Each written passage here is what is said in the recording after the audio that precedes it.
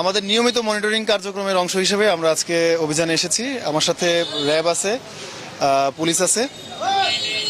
এখানে সবসময় আমরা যেভাবে অভিযান করি, রমজানের সময় একটু অভিযানে আমরা গতি বাড়াই, কারণ হচ্ছে যে রমজানের শুরু থেকেই আমাদের কাছে বিভিন্ন সময় অভিযোগ আসতেছিল যে বিভিন্ন ধরনের নিত্য প্রয়োজনীয় পণ্যের দাম অস্বাভাবিকভাবে বেশি রাখা হচ্ছে।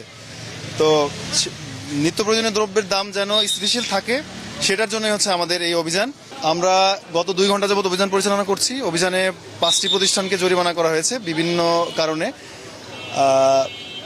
অভিযানে বেশ আজকে যেটা মনে হচ্ছে যে বাজার মোটামুটি স্থিতিশীল এবং আমাদের এই অভিযান চলমান থাকবে।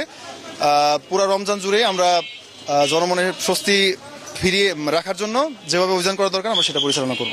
অভিযোগগুলোর মধ্যে কিছু ছোটখাটো কিছু অভিযোগ ছিল, যেমন হচ্ছে যে রসুনের দাম একটু বেশি, তো সেখানে আমরা জরিমানা করেছি। আবার কিছু প্রতিষ্ঠান আছে যাদের লাইসেন্স নাই বা লাইসেন্স রিনিউ করা হয় নাই, তাদেরকে আমরা জরিমানা করেছি সতর্কতামূলক। হ্যাঁ, ভবিষ্যতে আমাদের অভিযান অব্যাহত থাকবে।